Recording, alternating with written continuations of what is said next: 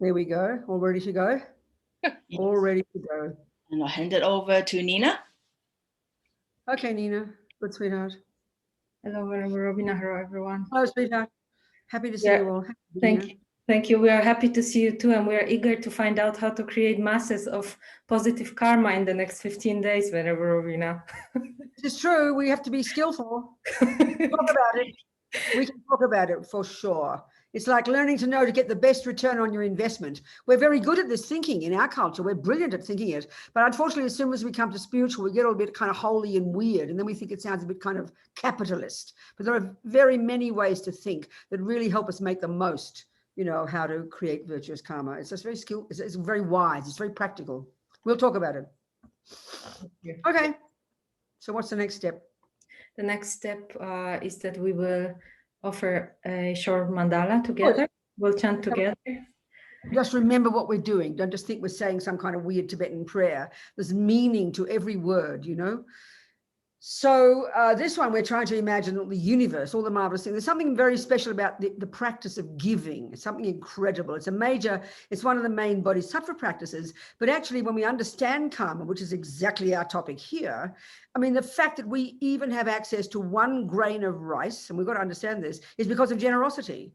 I mean, the fact that we are like a miracle, we're one of the sort of 0.1% of fortunate people on this planet, not so much rich, but fortunate. Even the fact that we have a house, a mattress to sleep on, friends, money in the bank, a job, it's like a miracle. We take it all for granted because we just think good things happen. You know, we're very grasping, we're very kind of, it's just ignorance. But actually every millisecond we get anything is the result of having given in the past. So we've got to keep that going. We've got to keep sowing more seeds for our own sake. Forget about everybody else's sake. It's one of the most precious practices. And we'll talk about this today. So here we are thinking of the Buddha here. Here's the Buddha behind us, but we're imagining the Buddha and we imagine receiving the teachings from the Buddha. That's the best approach. And so we're thinking we're going to make an offering to the Buddha as a request for the teachings. We'd always do that. You'd never go into a shop empty-handed, give me an ice cream and not give them money. You'd never turn up at your friend's house for dinner with empty-handed. Of course you wouldn't. So it's a very powerful meaning. We're requesting teachings and we're offering. And what are we offering? Well, if we know the Buddha's cosmological view of the universe, we do that. If not, we think of all the marvelous things that we understand, that we know of this world that make people happy. So you imagine piling up, as we sing this little prayer, this ground, you know, full of all the marvelous things, all the objects of the senses, and pile them all up with a very big creative mind, happily offering to the Buddha, requesting the teachings. It has really great meaning. And we can do the little mudra if you know how to do it. Okay. Off you go. Great. Saji Perki Dukshin Metok Tramri Rablinji Nikte Gen Padi Sangye Jindu Mikte Ulwa Idrokunam Dag Jingla Chupashog.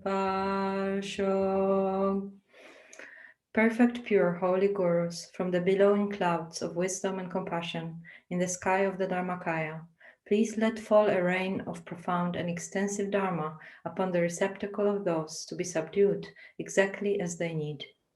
Idam Guru Ratna Mangala Kamyatayami. Thank you very much, Nina. Okay, so we've been talking about the whole. What's the whole topic? The whole topic is karma, isn't it? For all these talks, I forget. Yes. Last week we spoke. Yeah, go on. Tell us. Tell everybody. Last week was on how we create karma. So the 4 ways how karma is ripening. And today is the plan to talk about how we purify it, the second step. Brilliant. Okay. You have to give me 1 second. Sorry, please forgive me 1 second.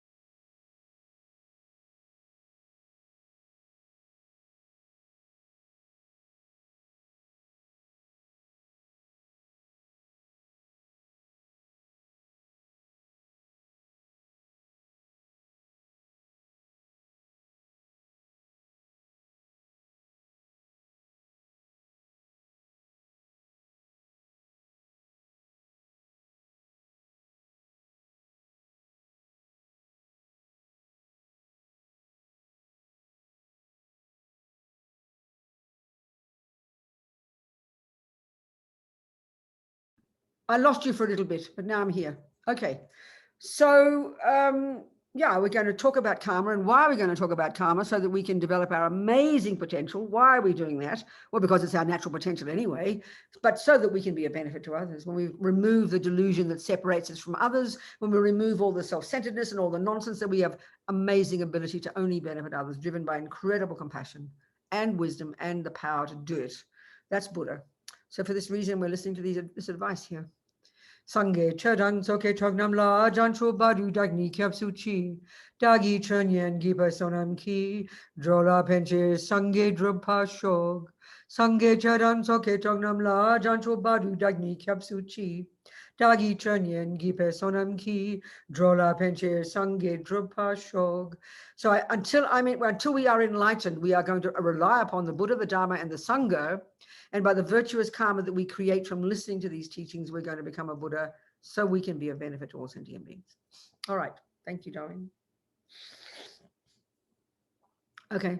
How many more talks have we got, Talia? I think we got 6 more. 6? It's the whole path, isn't it? This is not just karma, it's the whole path, isn't it? Yes, we have to get all the way to enlightenment. That's not so much 6 talks.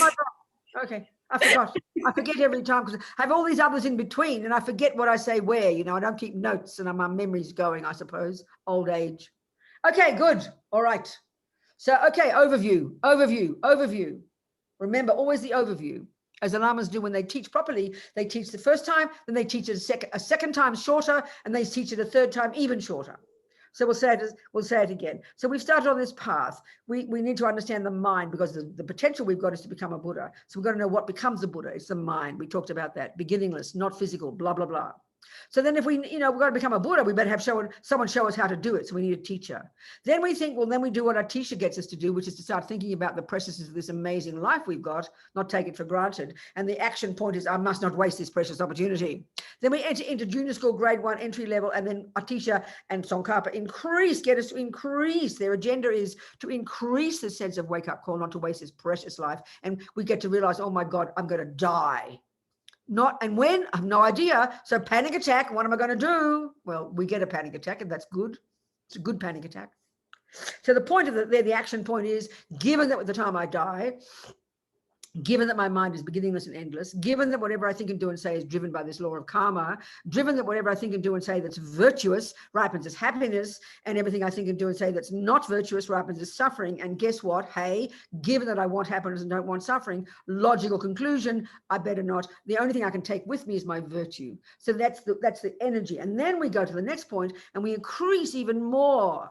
I wish not to waste this precious life. And we now think about the likely possibilities of rebirth. Oh my God, all kinds of possibilities. Buddha, has this whole expansive view of the types of rebirth. And the vast majority of all sentient beings are in the suffering ones.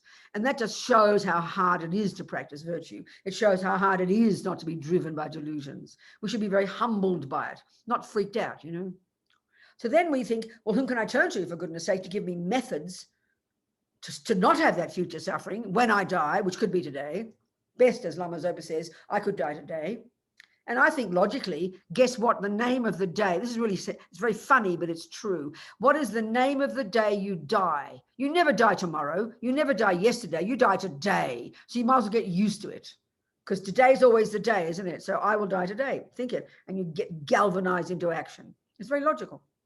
So then we think we rely on the Buddha, Dharma, Sangha. And then we think, well, what can we do? Now we start putting our money where our mouth is. Now we start actual practice. And this is the culmination of this first scope of practice, which is junior school, if you like, as I like to call it. This is where we now finally, we're priming our minds to get to this point. And now we begin to practice. Now we actually take the medicine. And the medicine is Buddha's view about the universe, which is that everything I think and do and say sow seeds in my mind that produce me in the future. We produce ourselves. It's a very simple concept, but a very shocking one. If you're a Christian, God made you. If you're a materialist, mummy made you, isn't it? Either way, someone else did it. And if we're being victims, we can blame everybody else. Here, there's nowhere else to turn but yourself. The Lamas all say that the basic reason the Bodhisattvas have such compassion for us is because we don't realize this point.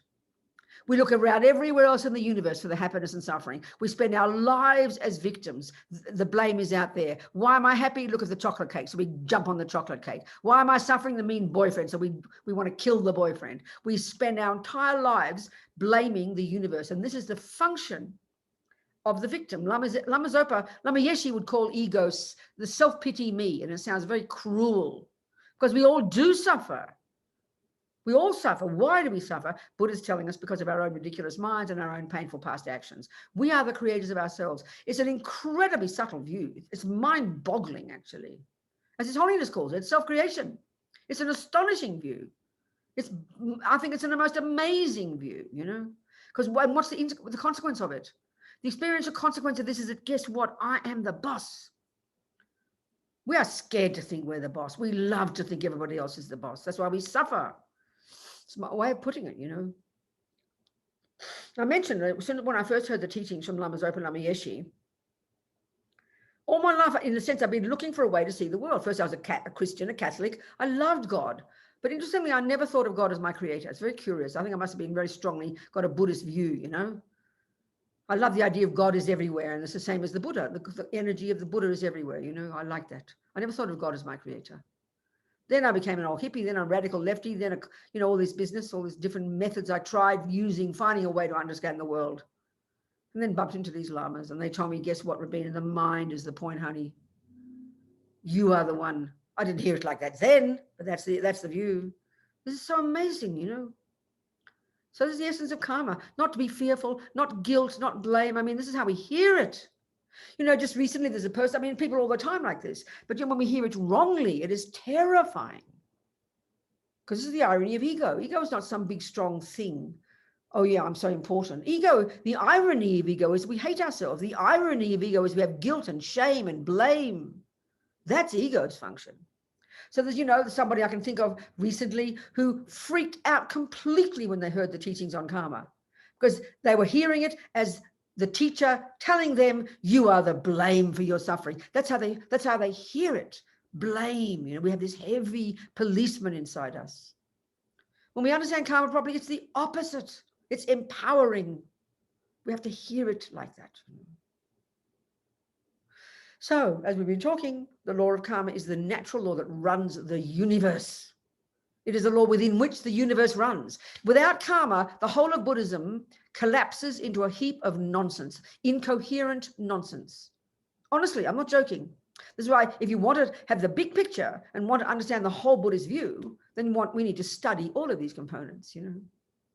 You don't have to. You can be a 1% Buddhist. No one says you can't. You can watch your breath and be mindful. No one says you can't, you know, but I like the big view. So I'm sorry you're getting the big view here. That's why I like to do this module best. The big picture, right? The whole path. Okay, so we've been talking about this. So the law of karma. Karma means action, Sanskrit. And we looked a bit at the four ways. We looked at how the 4 ways that karma ripens. But surely we also looked at the four things in place that need to be there in order for an action you do to become a complete karma. Surely we talked about this. Talia? Yes. We did. Yes, we did. You remember? Good on you. Have a note. I'll say it all again. We need to repeat it all the time and not just once. So, okay, everything we think and do and say, without exception, every millisecond of what we think and do and say is a karma, an action. And, you know, and the thing is here, the main action is mental action. And that word is intention, not like we mean, oh, good intention, not like it's bare bones. Intention, I will, volition. And this is every millisecond there is intention. When we look into the mind, when we get to middle scope, high school, we're going to go into detail about how the mind functions. And we're going to look into the different characteristics that are negative, positive, and neutral, or I like to call the mechanics of the mind. And one of them is called intention. There's another one called attention, discrimination, you know, or many of these, they're like mechanics. They're neither virtuous nor non-virtuous, but they're necessary. So intention is what if you want a boss inside here, there's no little I in here. We're going to get to that. We're going to get emptiness at the end. There's no little mini me running the show, which is how we think. The boss, if you want, is in your mind. And which part of your mind? Intention. There's millions of parts of your mind all working together to have an experience moment by moment. It's very subtle, and we have to study this and then learn through meditation to see it, observe it, cognize it. But the one that's there every millisecond, one of the parts of our mind that's available, that's continuously working, is intention, and it's I will. Now, this is shocking to us because we don't think we consciously choose every millisecond to think or do or say something. Because why? Because we're programmed. We come into this life completely programmed. Most of what we do is programmed. It's what we call instinct. Why some little boy, I look on YouTube and I'm mind boggled by these amazing children playing music. And there's one particular little blonde Russian boy, you know, who since he's about 3 and now he's 9 or 10, he's just unimaginable what he does, you know, playing incredibly sophisticated music. He didn't think, when he's a little boy, he had no idea of theory. He just carried out his intentions from past life because he's programmed. Just the same as I always think of some little particular monkey or ape or chimpanzee or something, one of those little people. Particular one, when it's born, it comes out of its mummy's womb, it turns around and has sex with its mummy. And then it has sex with its daddy, and then its uncle and auntie and sister and brother and whoever it can grab hold of, because they've got a strong instinct for attachment to sexual activity. Well, aren't we lucky we're not that demented? But whatever we think and do and say, it's programmed. And we can see and this is what we mean by instinct, is from having the habit of having said and done and thought that in the past so much that it comes naturally. That's instinct. We don't understand instinct in our culture. That's why I've had to understand karma, what you brought with you in this life. So aren't we fortunate? So intention is that one every millisecond. So we've got to start to unpack it, you know. We don't even notice that we intend to do anything. We just kind of follow our feelings because we're so ignorant. We don't notice. So intention is the boss, if you want a boss. And that's the mind. So that's the real meaning of the word karma, mental action, intention. And that's why, and I'm sure we did this, we'll do it again. If you look into how we create an action, there's different levels of actions. There are some actions we do that have a very weak motivation. Some have a very strong motivation. Some are very powerful. Some are very weak. Some are very negative. Some are very positive. But the key part that is involved when we do an action, let's say killing or stealing or lying or being generous or, you know, giving somebody something, whatever the action might be, we've got to unpack that action to see what's involved in it in order for us to determine what kind of karmic seed we will plant in our little mind stream. So then we can determine the type of karmic result. It's very technical. It's not kind of punitive and like a policeman, judgment and reward. There's nothing like that. So you have to understand the law of karma. So I'm sure we did discuss it. We'll discuss it again. And then we're going to discuss purification, of course. So when you do an action every millisecond of the day that you're existing, you're doing actions. You can't count the number of karmas we are doing every millisecond. That's why we have to start to be in control of our minds, you know. So any action you do, generosity, little action of generosity, for that to become, there's different ways karma ripens, and one is called the complete result, the fully ripened result, and that's a type of rebirth. That's one of those 4. The complete result is a type of rebirth. So we got a human rebirth. Look at us. And I always quote this, and I'm sure I might have told you, but this is amazing how hard it is to get a human body. One Lama in one book, you know, one book published is about, I remember telling you this book, I think. It was Wisdom published this years ago. It's like a baby book. It's a couple of American mothers, interviewed some Tibetan mothers about how they prepare to get pregnant. They do lots of Tara practice, and they really practice very strongly because they want to, when they have sex, they want to attract a good quality consciousness. Of course you do. That's the point. They don't make a baby like we think, how arrogant we are. We think we make a person. That's insane. We provide the means for a person's consciousness to come and get a life. So that, you know, they want to attract a good quality consciousness. So you have good quality sex. They don't say it like that, but you know, they make sure they practice beforehand. You know, their mind is virtuous. They're not greedy or drunk or grasping like animals. And then and then at that moment, when the karma to ripen, you know, you attract good consciousness, something like that. But one Lama, it was hilarious. He said, he was quoted in the book as saying, at the time a male and female human being are having sex. This is hilarious. This is insane. Billions of consciousnesses that have recently passed away from all kinds of rebirth, animals, insects, billions of consciousnesses that have recently passed away are all hovering around trying to get in. And we got in. I just think this is outrageous. You know how they tell that ridiculous story about the turtle who comes up every 100 years, you know? This is a much more intense story. I love it. It's an amazing story. I love this story. Billions of consciousnesses that have recently passed away, clearly not just from the human realm, there aren't that many, are all hovering around trying to get in. And we got in. We did it. We made it. This is incredible. We should never waste our life hearing that. Talk about winning the lottery. But it's not the lottery. It's not good luck. It's virtuous karma. So let's just think of one action. In our case, the virtuous action of non-killing. That's the main karmic cause for us getting a human mummy, okay? So in one action of non-killing, let's look at, again, break it down into these 4 components.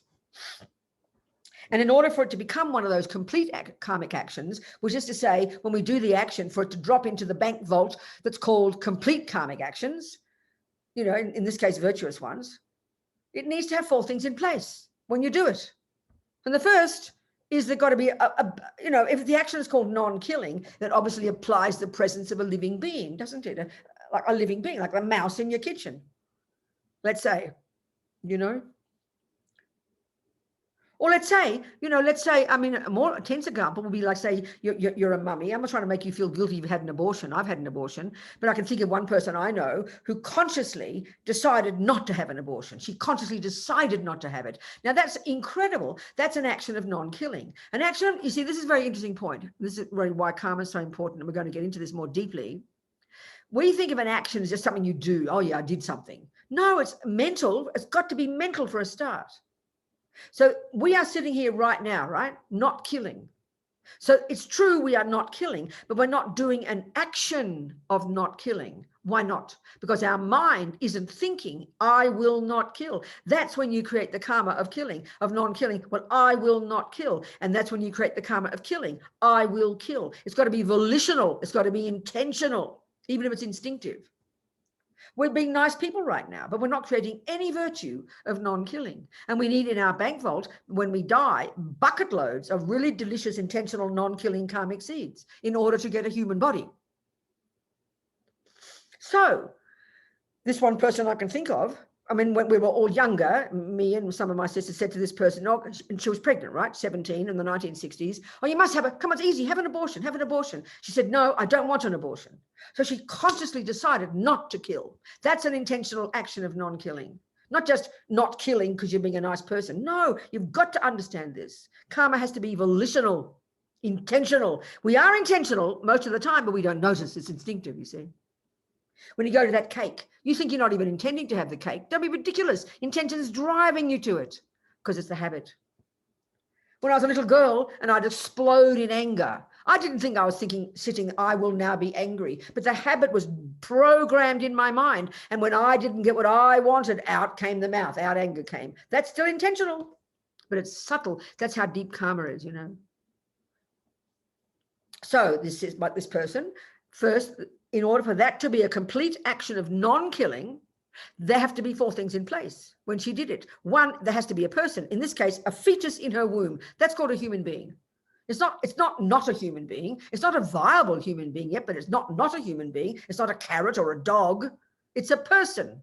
The consciousness came in at the time of conception, joined the egg and sperm, and is now growing into a little human being. So there is a human being in her body. That's 1, object. The object of the action, human being. 2, mind involved in that action. And there's 2 parts. There's more, but this is keeping it simple. 2A is intention. I will not kill this baby. Very clear thought. This drives everything from there on. That's why that has to be the first one there. Everything follows from that. That's why I said, if you want a boss in your life, it's your intention. That's why we have to become clear. That's why we have to see our minds. And that's why we have to change our minds, reconfigure our minds. The second part of the second step, the mind involved, is now the point, her motivation. So there's 2A is intention. I will not kill this baby. 2B, motivation, compassion. Very clear. 3, she did the action of not killing. She did the action of not killing. Think of it that way. She did the action of not killing. She didn't follow the advice of me and my sisters to have an abortion. No, she said, I will not. So she did the action of not killing for the result, a living baby. The baby came out, and there it is 45 years later, living a life. And I bet she never thinks for 1 second, by the way, this baby, that, you know, how compassionate her mother was. I bet anybody who's been given away at birth, I've never heard yet one of those people who feels that their mother was mean and gave them away. I bet not one of them would ever think, my God, how kind my mother was. She didn't abort me. I bet you. So it's a very powerful point if you were given away at birth. Think of it. I know this person, and she suffered terribly the rest of her life. She even met the daughter later, and the daughter rejected her, the pain of it. But clearly it was a powerful action. That's a complete action of not killing. Give an example. Okay, intention is the one, and then once there's intention, the real one is the motivation, compassion. That's what made the whole character of that action a virtuous action, and that dropped a karmic seed into her virtuous action, karmic seed of complete karmic bank vault, and that will become the cause. That'll get richer and richer and multiply, and that'll become the cause of many future human rebirths. That's what happened for us. So a complete action is one that's got those 4 components, which will ripen as a type of rebirth. So just the same as if, you know, you kill the mouse in the kitchen. 1, the object is there, a mouse. 2, the mind involved. Intention, I will kill the mouse. Why? Ugh, disgusting mouse in my kitchen. Aversion, it's called anger, aversion. 3, you do the action. 4, dead mouse. That'll drop into your non-virtuous, complete action karmic bank vault and will multiply and will ripen as many future suffering rebirths. This is not punishment. It's not reward. There's no punisher. There's no rewarder. It's a law. Like a botanist has observed the laws of a garden. You know, people who study animals have observed the laws of animals, how they behave. This is the law that drives the mind. This is Buddha's view of the universe. Then there's lots of actions we do that don't have all those 4, aren't there? You could have the mouse there, and you could have no mind involved in it because you don't see the mouse. 3, your foot goes on the mouse. 4, dead mouse. But you might never know. Then how can you say there's any negative karma? I mean, in the teachings, it says some semblance. I mean, it's in the Lam Rim. But in general, think about that. Because if mental intention is the main thing in karma, if the mind's not involved, how can there be karma? Think about it. Your foot doesn't create karma. Your hand doesn't create karma. The mind has to be there. That's pretty powerful. Or let's say the mouse is there, the intention to kill is there, the anger is there, you try to kill the mouse, but the mouse escapes. Of course, there's karma in your mind left, but there's no complete karma because they didn't die yet. It's got to be a complete karma. But there's lots of negative karma created, of course there is. So it's very subtle, all these variations of these 4. How you create an action, you know. Now, the thing is here with this, as Lama Zopa says, actually, the karma we must have created to get this human body with these human conditions, this precious human rebirth, in other words, with all these marvelous conditions, the karma we must have created has to have been practiced within the framework of living in a spiritual path. But not only that, it has to have been practiced within the framework of living in vows of morality. This is the point I want to discuss now. Because he says, just being good is not enough. So again, listen to this point. Here we are now, we're all fairly nice people. We don't go around raping and killing and torturing too many people. We might kill a few ants and rats, you know, we might not, we might.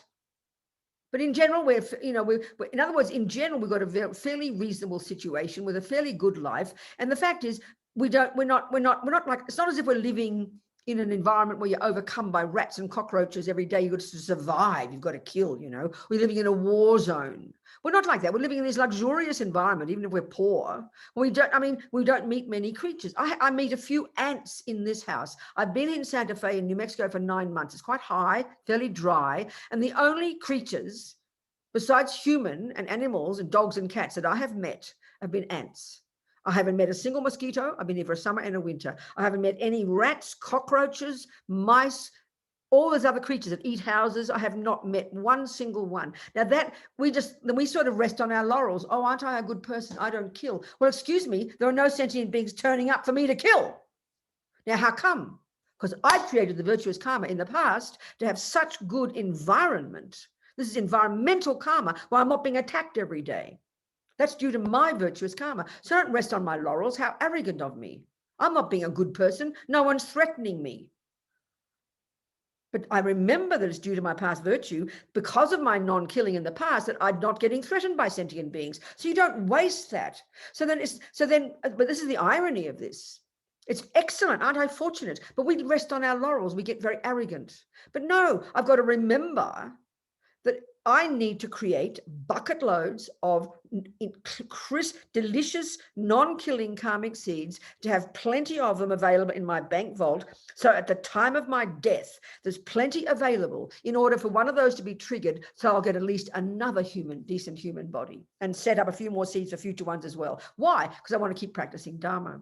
So how am I going to do that if I never meet sentient beings whom I have to decide not to kill? Because if you don't have the thought, I will not kill, this is the crucial point. If there's no thought, I will not kill, then I don't create the positive karma of not killing. I'm just resting on my laurels, eating up my past vegetables from my past virtuous karma, but creating no more. This is why vows are so necessary. We can't get ahead without vows. First of all, the karma we created just to have this life, Lama Zopa says, is the fruit of vows. Has to have been practiced in the context of vows. And just being a nice person is not enough. Being a nice person means you're resting on your laurels from your past virtue, but you're kind of so relaxed you don't realize you've got to create more. So we have to live in vows. This is a powerful point. This actually often, this comes in back when we take refuge. Before this, we would have probably taken vows, but the real teaching of it here is in the karmic section. So let's talk about the power of vows. So in other words, the essence of the whole first scope, the essence of it, the culmination of all those points to prime our minds to get to the point of karma, the point of it all is to abide by the laws of karma. That's the fundamental. But there's two ways we can enrich that. One is to live in vows, and the other is to purify. And these are the two things we're discussing here. So before I go into detail now about vows, or even the point I've just said, please now ask me a few questions based on what we've discussed so far, and we'll go further after that. Ask me some questions, sweethearts. If you have questions, please. Okay, great. There's one from Alina. Alina, please unmute yourself. Go on, talk to me. Dear Venerable Robina. Hello, sweetheart. Hello. Where are you? I can't see you. Where? Oh, Elena. But I can hear you, but I can't see you. Oh, yeah, right. There she is. There you go, darling. Talk to us. Where are you now? I forget where you now. I can't. You've moved, haven't you? Still in Bavaria. Oh, that's right. Yes. Okay. Talk to us, sweetheart. So I would have a question regarding the act of killing. If you would kill, let's say you're pregnant and you have a baby, but you know it won't survive, or you see an animal and it's suffering and it's better to kill it, would it? Yes, that's a very common thing in our culture, isn't it? So what okay, good point. Let's analyze the action. So we break it down into its component parts, Elena? Shall we do that? Okay, this is important. Good. So let's look at this action. One, there is a sentient being there. So that's called the object of the action, isn't it? There's an object there. It could be a cat, or it could be the fetus in your womb, let's say. Yeah? Right? A sentient being, in other words. That's the object of not killing, isn't it? It's the object of killing. So the first of the four components to be in place for it to qualify as a complete action is the object. So in the case of a baby in the womb, or let's say the mouse, let's say your pussycat, let's say that's a common one, your pussycat, okay? And then two, there is the mind involved in doing this action of killing. So the first is intention, bare bones, volition. I will kill the cat. So we don't say it so brutally, do we? We either, if it's euthanasia and it's our grandmother, we call it this fancy Greek word euthanasia. We never say the word, I will kill my grandmother. If it's the cat, we say we're putting it to sleep. We have all these euphemisms, don't we? But basically it's called an action of killing. Would you agree with that so far, Elena? Yes, yes. Good. So the first part, intention, is I will kill the cat. Second, and this is the crucial piece now, to determine the quality of the action that you do, which determines the seed that you plant in your mind, which determines the future karmic result for you. In this case, it would be compassion. Would you agree? Yes. Compassion. You don't want the cat to suffer. You don't want the fetus to suffer. I mean, you might have compassion. When I had an abortion, it was not compassion. It was just I didn't want a baby. I didn't even analyze it later. This is an interesting point. And it's common for us women. I know I was 23. I was in London. I was a hippie. I was into having sex with boys. And I remember this second I got pregnant. The second I knew that. And that second I said to myself, no way. I didn't even say I don't want a baby. I just going to have an abortion. I remember, interestingly, ironically, I often talk about this. I remember it was 1968 and the National Health in England had just made it legal to have abortion. So I sort of felt fortunate that I'd have to spend money, you know, or go to secret places. So I remember feeling lucky, but I remember it was very clear. The baby was finally 12 weeks. I had abortion. Now, the point is, for me, the motivation was not compassion. I didn't think angrily. I didn't want to harm the fetus. It was basically self-centered. But the strength of karma is another whole discussion now, and maybe it's important to talk about it here, but I'll go back to the actual point that you're describing. But this is important to focus on. Excuse me. When we do actions, especially negative ones, and especially, like I said, it's an abortion, many women have such guilt, such shame, so we bury it away, you know. And what we do is we see the whole of that as me as a bad person because I killed that baby or I killed whatever it is. And then we get very guilty and ashamed, which is just foolish. But the point that's got to remember, and this is what my example is a good one, I think, it's a karmic relationship between me and that fetus. There was a karmic relationship between me and that being who had died a few weeks before. And at the time that that person died, one of their fully ripened result past karmic seeds of non-killing had been triggered, and their mind was programmed to come to a human mother. And I hopped into bed with this boy in London, I remember, and that mind came running to my womb. So that's karma between me and that person. We had strong karmic connection. One first point. They won the lottery, they got a human body. But look at the next one. The third way, if you like, that karma ripens for all of us is called experiences similar to the cause. So in this case, for that sentient being, the third kind of karma for them was to be killed by me. So that's the experience similar to the cause of their past killing, because we've got different bank vaults and we have millions of karmic seeds from millions of lifetimes. So they, on the one hand, had the fully ripened result to get a human body from a past non-killing karma, but they had the other kind of karma called experience similar to the cause to get killed or to die young. Well, they got both of those. That's called experience similar to the cause. Now look at the world, the millions of humans, forget about others, humans who get aborted, who get miscarried, who die as babies, who die when they're 3, 7, 9, 15, 20. There's millions of humans die like that. That's called experiences similar to the cause of past killing. So in the case of that fetus, that precious sentient being, I don't know if it was a boy or a girl, I never found out. It created the cause to get killed by me. So that plays a major role in the way I responded the moment I discovered they're in my womb. I thought that second, I'm going to have an abortion. That's it. It was crystal clear. And all the conditions came really simple for me to have that abortion. I didn't have to find money. I didn't have to sneak to private people. I went to a public hospital. They were very kind to me. Everything worked so quick, and that shows the karma of this person to be killed was so strong. Nothing almost would stop it. It's so fascinating. We have to factor that in. It's not just us. It wasn't just me being a bad person. It's a dependent scenario between me and that person. So that's just an interesting extra piece, okay? So now, back to directly your question. In the case of that cat, there's your pussycat whom you adore, and you can see your pussycat is suffering. And because obviously the materialist viewpoint, which runs the world pretty much, is that if, you know, the cat is suffering, but if you kill the cat has now ceased. So of course we say the suffering will cease. So based upon that assumption, and we don't ever question it, we base it upon that assumption. Even if we're Buddhists, that's why even Elena has been a Buddhist for several years, but she's still asking the question, not being rude. We're all like this because we don't think it through. That's why these types of teachings are so important, to think through the details, you know.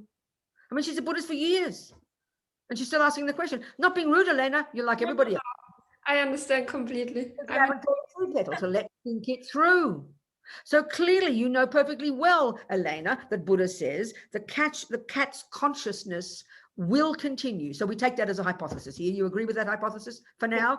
That pussycat, when you kill it, and when you know the death process, you know exactly how it works, that at the time the death process starts, and then at the time when, you know, a particular point in that process, the karmic seed in that pussycat's bank vault, which will determine its next life, will be triggered about the time it begins the death process, which is about just before it stops breathing. So the point is this, depending on the state of mind of your pussycat. Now, first of all, if we go back to 3 points ago before refuge, 2 points ago, we looked a little bit into the suffering of the human animal realm. We didn't really go into it in much depth. It would scare the life out of us. Lama Zopa said one time, if we could have a direct experience just for a moment of the mind of our little pussycat, meaning the delusions, because pussycats can't access their virtue.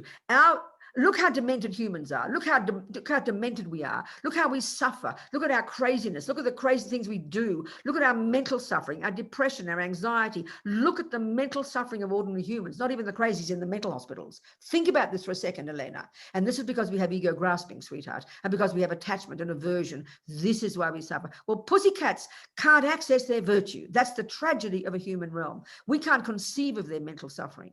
So because they've only got access to ego grasping and the other delusion. So therefore, their fear, their anxiety, their panic attacks are 1 trillion times more powerful than ours, and they're living in that mental suffering all the time. Now, this is a brand new thought to us. We would never think our little pussycat suffering.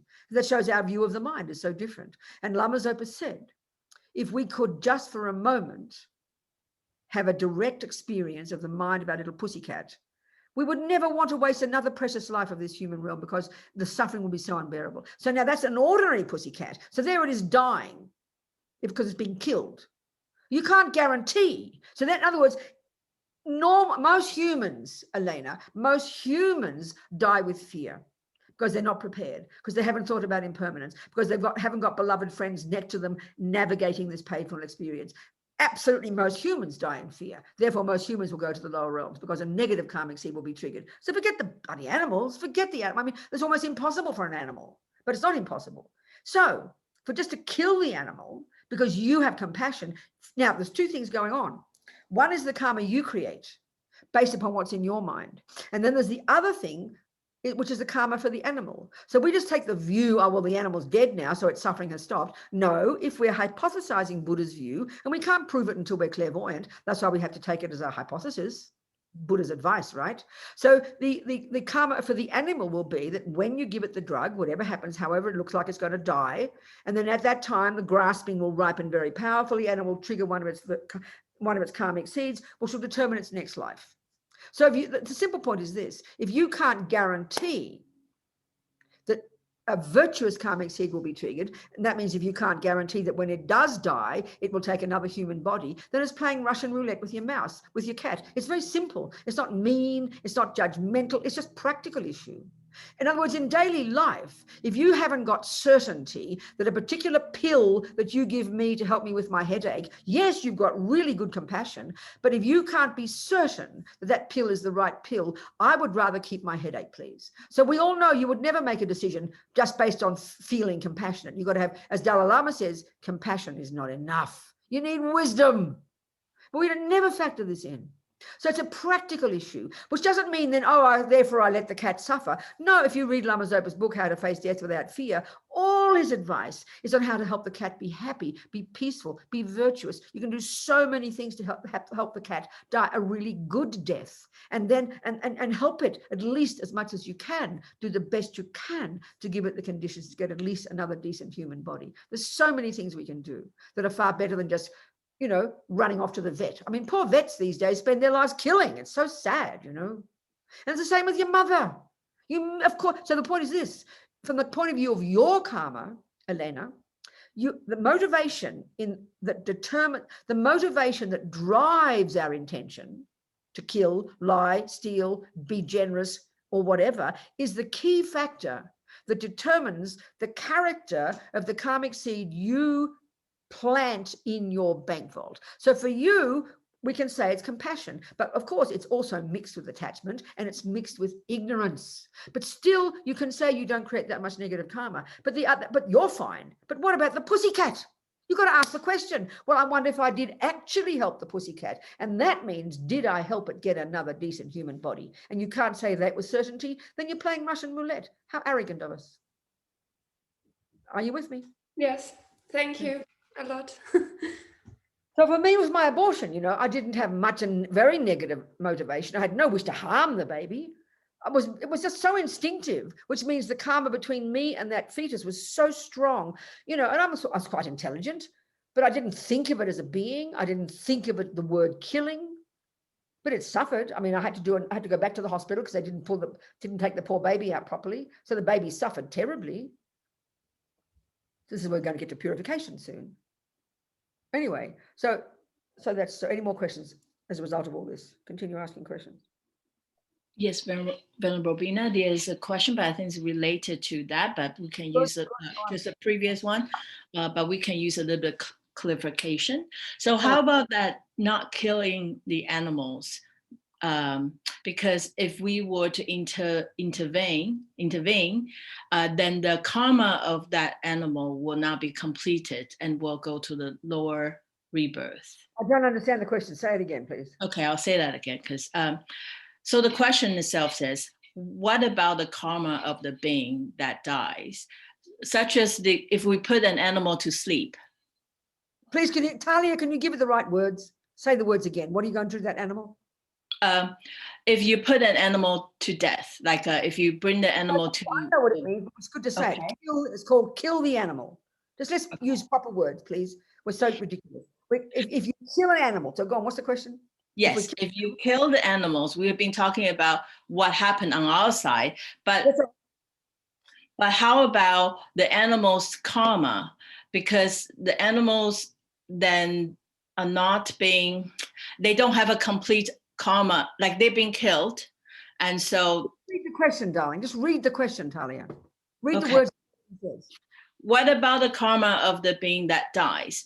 I heard the Kagyu Lama said that we should not kill animals that are dying because by intervening, we can cause the karma of that being to not complete and go to a lower rebirth. Talia, when you're going to do the questions, darling, it's a lot easier. You just don't try to interpret. Just read the person's words. It's a lot easier. Now I understand the question. Yes. Thank you. You're so kind. Thank you. Of course, that's the whole point. That's what I'm saying. That's what I said to Elena. Because you're not certain. Of course, it's logical. And not because the Lama says, and not even because Buddha says. This is, if we take this view, it is logical that if you cannot be certain about the consequences of the action you do, which in this case is called killing a cat, if you can't be certain that before it stops breathing, a virtuous karmic seed is triggered, which will determine it gets a future human life. If you can't be certain of that consequence, then kindly mind your own business and stop playing Russian roulette with the mind of the cat. It's very clear. Okay, many of us have done it, so don't get all weepy and guilty. We can purify it. It's very clear. It's a technical point. It's like I said before to Elena, it's so simple. I've got a headache. She's got some pills. She's got compassion. She wants to help me, but she doesn't know whether it's a cyanide pill or an aspirin. Of course she won't give it to me. She won't just... Oh, I really mean well, Robina, please take the pill. In other words, the point, putting it this way, any action we know in our daily life, if a likely consequence of an action we do could be of serious consequence, of terrible suffering for the other person, of course we will choose not to do it. Of course we will choose not to do it. That's all we're talking here. So, and what the wisdom we need is called clairvoyance. That's a given in Buddhism. You're going to get clairvoyance if you work hard and get single point of concentration. You can't begin to benefit sentient beings, Buddha says, until you've got clairvoyance. And clairvoyance is a natural consequence of the development of a mind as you progress. This is a shocking concept for us in the Western world. We think it's a weird idea. But when you've got single pointed concentration, when you've gone beyond the grosser level of conceptuality, when you've gone beyond the grosser level of your sensory consciousness, which is how we live our lives, and we can't see past our own noses, so we have very limited wisdom. Then until you get single point of concentration, then you'll get a clairvoyance to some degree. And as you progress, you'll get more. Then you're qualified a bit more deeply to know how to benefit a sentient being. This is huge and fundamental in Buddhism, the big picture point of view. Of course, it's a surprise to us in the West, you know. It's a really important point to think through carefully. It's not punitive. Oh, you shouldn't kill. If you've got wisdom, please kill. If you've got wisdom and compassion and bodhicitta and emptiness, please, honey, you're qualified. I'm not joking. It's to benefit sentient beings. I mean, I always tell this story about Lama Yeshe. Years ago in Copan, my friend Harry was trying to help one of the monks at Copan who was very sick. And he found a doctor, and he happened to mention to Lama Yeshe, who's his guru and my guru too. He said he'd found a doctor to help, and the Lama Yeshe just dismissed it and said, it's okay, he doesn't need a doctor. So Harry trusted Lama, it's his guru. So Harry observed the monk got sicker and sicker. And then he went up to the mountains, he was a Sherpa, and then he died. Well, if you heard that story, you could think that Lama Yeshe was really cruel, just not getting a doctor to help this monk, allowing the monk to die. It sounds terribly cruel, but no. As Lama Lundup, the abbot at Copan, said, because of Lama's powerful compassion, powerful, realization of emptiness and bodhicitta, and therefore, of course, low level, clairvoyance goes before all of that. Clairvoyance, a clear ability in Lama's mind to see the monk's mind, to see the karma exactly that he created 42 lives ago or whatever, that if he'd gotten better, he would have had a fine life, but he wouldn't have purified this particular heavy karma. And so their next life would have been much worse suffering. Whereas Lama could see clearly, because of his wisdom, because of his compassion, to only do what's most beneficial for this monk. But he didn't just have compassion, he had wisdom as well. He could see that by having the suffering and then getting sicker and sicker and then going to the mountains and then dying, and he died a very good death with his family all around him and everything and prayers, he finished the karma completely. Next life, fantastic. Now, who's got that kind of wisdom? That's the wisdom you need. So until you have that level of wisdom, until you have whatever level of wisdom, don't just follow your feelings. You use wisdom.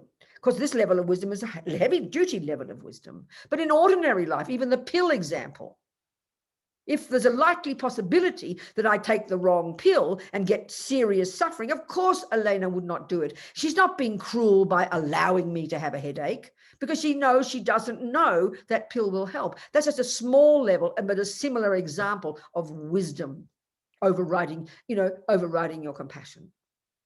So compassion is not enough. As Lama Zopa says, meaning well is not enough. But we run ourselves on meaning well. I mean, of course, it's fine for you, but how arrogant of you. What about the poor pussycat? Well, I'm dying of agony from the cyanide. Elena's saying, oh, I meant well. I tried to help Robina. I mean, you put her in prison. Are we communicating, people? I think so. Next question. Yes, madam. I know. So I'll try my best. Please forgive me if I made any mistakes. So the question. Yes. Next question. If you do a good or bad action without thinking about it, so you don't have an active intention, does it create karma? There is intention there. That's the point. Intention. Every millisecond of our mind working, there is intention. But because it's instinctive, it's programmed, we don't notice it. That's the power of intention. It's so subtle, the way Buddhism talking about the mind. So but on the other hand, it depends. Like the action I mentioned before, like I have ants here. So I've got to watch very carefully what I do with the ants, because and this is interesting, a bit more point as well. Ants are sentient beings. They're born as ants and they're in my house. They think it's their house. I mean, who am I to say, it's their house as well. So they see my food and they start eating my food. So of course you don't like ants eating your food and running around your counter, but I've got to be watching my mind, because every second I'm going to create karma. So if I don't, so then I've got to clean them up, but I've got to give them some food. I can't just throw them out. Think of karma in the future. Everything I do, driven by what's in my mind, determines the result. So if I just catch the ants and throw them out, at least I don't kill them, but I'm putting them into the desert. They can get killed out there. I don't give them any food. So I'm preventing them from having food. Now, if I, so I've got to be watching my mind. So I've got to provide a little spot. I put food in the little spot. I keep my counter clean, but I don't want to create the negative karma of wanting to not feed the ants. I've got to want to be generous to the ants. I've got to want to not harm the ants. Every thought counts. It takes time, but you've got to, everything I do will create cause. Everything I do will create a cause for some result. I don't want a suffering result. I don't want to be deprived of food. I don't want to be killed. I don't want to be injured and mangled. So I don't want to create the cause for that, clearly. So I've got to take care of the ants best I can. So that's trying to make as much as, I mean, many times you just, but on the other hand, there could be an ant on the ground, the wooden floor here. I can't see an ant, and I stand on that ant. There is no intention there. You could argue there's no karma, but I remember I'm thinking, looking into the Lam Rim, they talk about actions done without intention. There's still sort of some subtle result. And I mean, I don't know all the details of that, but in general terms, we can see we do certain things without even knowing you ever did it. I would never know that ant I stood on. But if you stand on the ant and then you see the ant, then you can fix it. Then you see there's some awareness. My God, I stood on an ant. I have compassion. You're having compassion. You do the 4 opponent powers and you purify it. That's good, you know. And that's why the purification practice at the end of the day is incredibly important, which we'll talk about. But the trouble is with all of this, if we've been brought up good Jews or good Catholics, and we're a little bit kind of tender about these things, we're going to freak out and get guilty. Oh my God, I'm a bad person, all this negative karma. But it's learning to be a good botanist. We don't get paranoid because you grow the wrong things in your garden. The botanist doesn't sort of send you to hell. They just give you the right instructions. You've got to know what kind of seeds to plant, what kind of seeds not to plant. We're learning to be good gardeners. We should do it with enthusiasm, because we want the best results for the future for ourselves. It's like compassion for ourselves. And I think this whole area of practice, we Western people find it very hard because we think it sounds like selfish. But the crucial point here about, even with me with the ants, compassion for the ants is the bigger one. But the very first one is I've got to be so cautious not to create negative karma for my own sake. You've got to have that first. Then it's easy to have compassion. But just, you know, so I've got to be so careful everything I intend to do. So if I'm going to take an ant off my counter, I can't just throw it away. I'm depriving it of food because I didn't let it take my food. That's called self-centered. So it's a hassle, but I've got to do it for my sake, for my sake. And this is when we really start to appreciate the value of karma. Now, we understand these types of things when it comes to nutrition. Think about this. Nobody says you're selfish if you make sure you choose the right food. For whom? For you. You don't sit there thinking, I want the best nutrition so I can be helpful to others. People think you're silly. That's marvelous. The first one has to be because I know that whatever I put in my mouth will produce the body I get. It's clear. So we're going to watch every bit of nutritional information. I'm going to watch everything I put in my mouth, exactly which kind of thing it is. That's the detail we're talking about here, about the actions we do that will ripen as our future experiences. It's self-respect. It's kind of dignity. It's self-confidence. It's intelligence.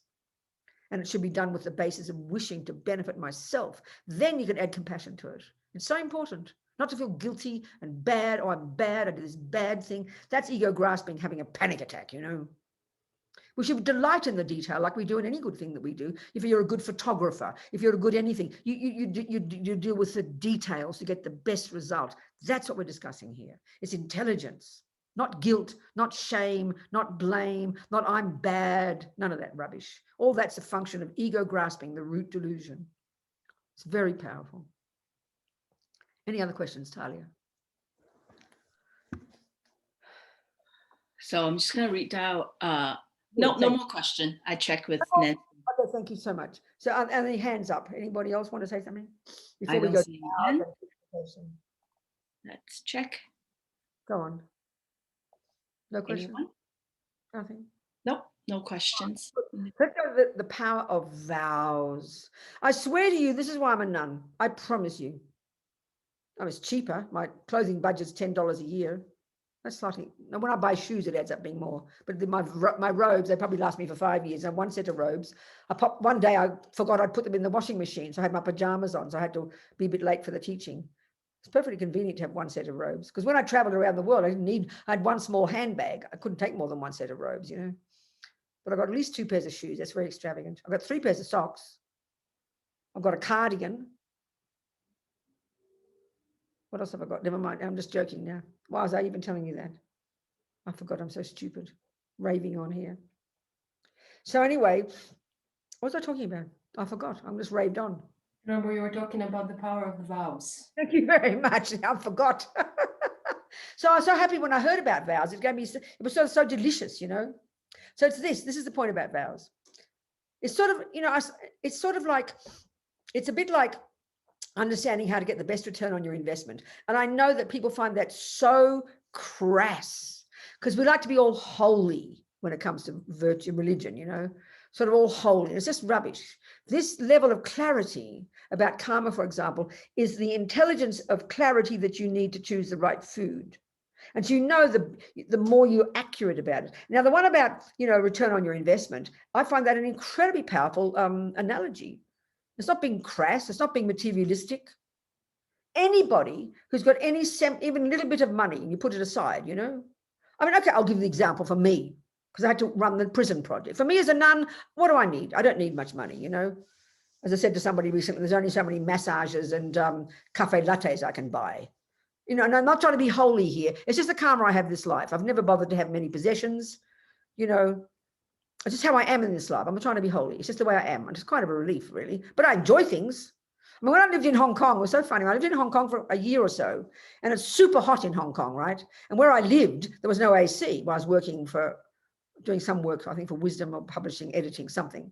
So on my day off, I'd go to all the best hotels in Hong Kong. I knew every good hotel in Hong Kong, I promise. I knew every one. And I'd go for tea. And their best tea service. I knew all the best, because I'm into details. So I'd get the best tea service. I'd recognize the best teapot. I'd read my newspapers or my English newspapers. I was living in London before that.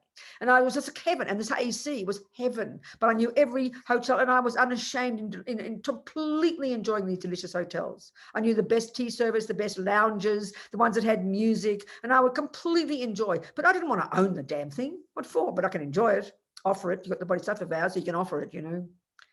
So I don't need things, care much. But the point is this: when I started run the prison project, and I was responsible for all these letters would come, these people with dire needs, with incredible suffering, living in these garbage dumps, mostly in America at the time, and they have no money. I can't send them to a website. I can't say go to a library. They're lost. So you got to answer these questions. So it grew, you know. And in the beginning, of course, I look in my pocket for some money. There's no money there. I live like a nun. I got a couple $100 a month to live. And then that was it when I was editing Mandala magazine. So then, of course, these letters would keep coming. And of course, you've got bodhisattva vows. The letter would come on my desk, not somebody else's desk. This person, desperate, telling me they're suffering, they're living in their cell 23 hours a day, and they want to look at their mind. I mean, how could I not help? So it began from there. It was incredible. And I talk about it, not to show that I'm holy, but it really showed me how we have to learn to force ourselves, got to grow this type of attitude, you know.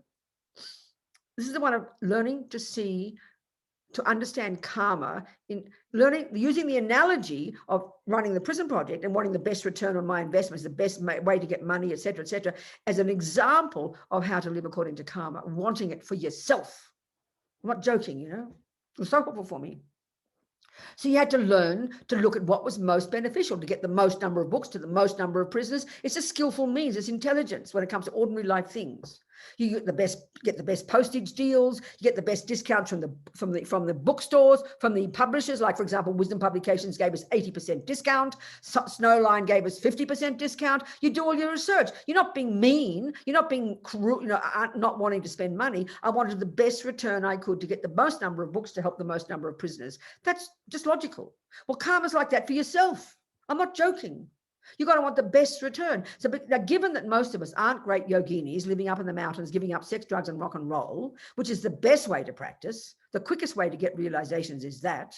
But most of us won't do that. Given that we have to have a body and go to the toilet and keep our house clean and cook food and buy this and look after the children and pay the mortgage and all of this stuff, which is to support oneself, given that we have to do this, then we're going to select certain practices in our spiritual practice throughout the day to put in a bit in the morning, maybe, and a bit in the evening. So given that we've only got a small amount of time to, you know, to create really good virtuous karma, you've got to be skillful. You've got to look at the practices that will bring the best result for you. It is not selfish. It's intelligent. Because when you know how to if you know what food to eat that's best for your body, you can then advise others how to get good health. And that's why the karmic one is the starting point for knowing how to help others. You've got to understand the nuts and bolts of how to create virtuous karma and how not to create non-virtuous karma first for you, then you can help others. So never to be ashamed of it, never to feel guilty. It's like childish. So 1, every millisecond of what we think and do and say sows seeds in my mind that programs me. 2, everything that's labeled negative, which in general is an action of body and speech, and indeed of the mind, that's driven by a delusion. 3, every action that I do that's driven by a virtue. Each of these will produce their own results. One lot is called suffering and one lot is called happiness. In very broad terms, there's spectrums of suffering and there are a spectrum of happiness. This is the details. So now we then need to know how to be most skillful in knowing how to get the best return on that, how to know the best results from the best actions. Well, to merely just be a good person and live a life of not harming, which is junior school, entry level, junior in a lower scope practice, this is the beginning of practice. But there's ways you can add kind of rocket, you can give a rocket boost to that bare bones level of not harming. 1, by doing it in the context of living in vows, and 2, by doing purification every night. These are the extra kind of, these are like you put your seed in the ground, but then you can nourish it and nurture it and give it special extra growth and special fertilizer. Well, living in vows and purification are like a really powerful fertilizer. It's practical. So given that we're not all day living in the mountains, we haven't got realizations, we're not the greatest yoginis, we need to know which practices to do to make the most of our day. So this is the point about the power of vows. And this is why I'm a nun, honestly. Well, past karma drove me to it. Didn't want to live in beds with other people. I thought that was a horrible idea. Gives me a panic attack. I'd rather go to prison than live in the bed with another person. Never mind, we all do what we have to do, right? I never wanted that, I promise. I'd have a panic attack. When we're girls, you know, the girls at school, and they talk about wanting to get married, I wouldn't say anything. But the horror of living in the same bed in the same house with one person, I thought, what's wrong with them? I didn't say anything. I'd be embarrassed, you know. It was too intense. So when I did have relationships, it was like so intense I couldn't cope. It was like being in a fire. Okay, I might be insane. It's okay. Don't worry about it.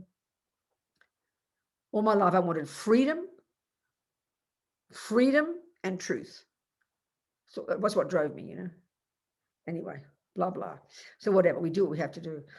So where was I? The power that we need to understand the way to boost the virtuous karma we create and to put atomic bombs under the negative karma we've created. So this is what we now want to talk about. Hour and a quarter. We've got another 45 minutes to go. We've got lots of time. Okay. So now what about vows? What's vows? Again, it's technical, people. This is not holy and punitive and you'll get punished and rewarded. This is the view we have of religion, and this is the view of ego grasping. It's deep inside us. And don't blame your Jewish mother. Don't blame your Catholic mother. You got born with it. It's our mind, you know. So we have to have the courage to unpack it. You know, that's the point. So let's look at vows. Okay. As Lama Zopa says. And first of all, Buddha loves his vows. Buddha loves vows. We know, and especially the Tibetan Buddhist tradition, the Vajrayana tradition, this is really powerful, fundamental basis of all the teachings. And all the Lamas would say, you know, if you really do live as well as you can purely in your vows and commitments, and you've got 3 lots, we'll go into those, then you can get enlightened in like 16 lifetimes or something. If you keep, because vows and commitments it's sort of like the infrastructure. They're like the mental infrastructure that give incredible power and ability and enable you to practice beautifully, you know. So before we go further into the details, let's look at the meaning of this word, because we get so hysterical about vows. Because we have this punitive view of being squashed and told, don't do that. We hear it like that.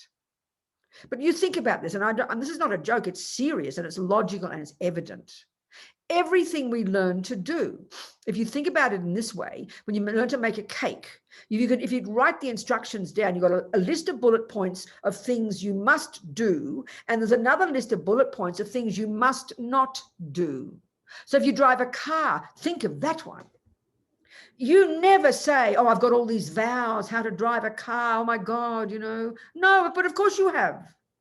But you have to learn to know what to do as much as you learn to do what to do when you drive a car. You have to learn to know not to go over the speed limit. That means you have to know the speed limit. You have to know not to put the foot on the brake at the same time as the accelerator. You have to know not to turn the wheel left if you're going to turn right. I mean, hear my point. But what do we do with all this information? In the beginning, it's difficult. Oh, I can't drive. So many things to remember. But before you know it, you've internalized it. Before you know it, you've memorized it. Before you know it, it has become you. You now become a driver and you do it automatically. Well, that's what a vow is.